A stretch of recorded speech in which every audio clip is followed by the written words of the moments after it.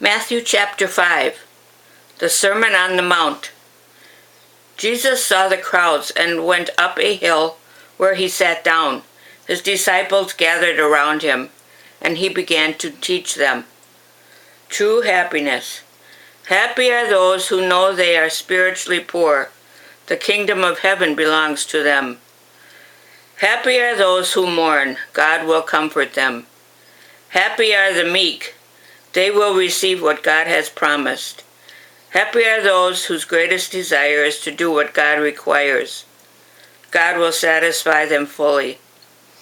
Happy are those who are merciful to others. God will be merciful to them. Happy are the pure of heart. They will see God. Happy are those who work for peace among men.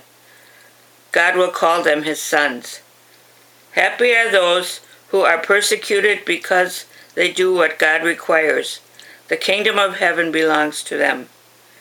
Happy are you when men insult you and persecute you, and tell all kinds of evil lies against you, because you are my followers. Be glad and happy, because a great reward is kept for you in heaven. This is how men persecuted the prophets who lived before you. Salt and light. You are like salt for all mankind. But if salt loses its taste, there is no way to make it salty again. It has become worthless, so it is thrown away and people walk on it. You are like light for the whole world.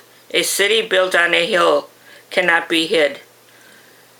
No one lights a lamp to put it under a bowl. Instead, he puts it on the lampstand, where it gives light for everyone in the house.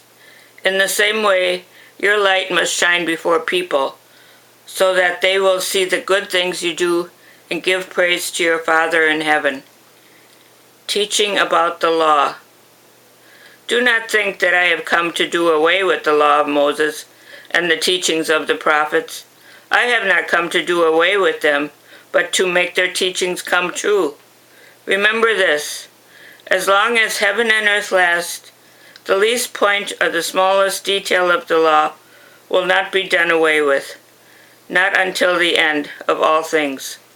So then, whoever disobeys even the smallest of the commandments and teaches others to do the same will be least in the kingdom of heaven.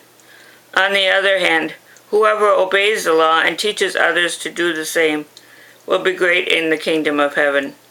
I tell you then that you will be able to enter the kingdom of heaven only if you are more faithful than the teachers of the law and the Pharisees in doing what God requires. Teaching about anger. You have heard that men were told in the past, "Do not murder. Anyone who commits murder will be brought before the judge." But now I tell you, whoever is angry with his brother will be brought before the judge. Whoever calls his brother "you good for nothing" will be brought before the council, and whoever calls his brother a worthless fool will be in danger of going to the fire of hell. So if you are about to offer your gift to God at the altar, and there you remember that your brother has something against you, leave your gift there in front of the altar and go at once to make peace with your brother. Then come back and offer your gift to God. If a man brings a lawsuit against you and takes you to court, be friendly with him while there is time before you get to court. Once you are there, he will turn you over to the judge, who will hand you over to the police, and you will be put in jail. There you will stay, I tell you, until you pay the last penny of your fine. Teaching about adultery. You have heard that it was said, "Do not commit adultery." But now I tell you, anyone who looks at a woman and wants to possess her is guilty of committing adultery with her in his heart. So if your right eye causes you to sin, take it out and throw it away. It is much better for you to lose a part of your body than to have your whole body thrown into hell. If your right hand causes you to sin, cut it off and throw it away. It is much better for you to lose one of your limbs than to have your whole body go to hell. Teaching about divorce. It was also said, anyone who divorces his wife must give her a written notice of divorce. But now I tell you, if a man divorces his wife, and she has not been unfaithful, then he is guilty of making her commit adultery, if she marries again, and the man who marries her also commits adultery. Teaching about vows. You have also heard that men were told in the past, do not break your promise, but do what you have sworn to the Lord to do. But now I tell you, do not use any vow when you make a promise. Do not swear by heaven, because it is God's throne, nor by earth, because it is the resting place for his feet, nor by Jerusalem, because it is the city of the great King. Do not even swear by your head, because you cannot make a single hair white or black. Just say yes or no.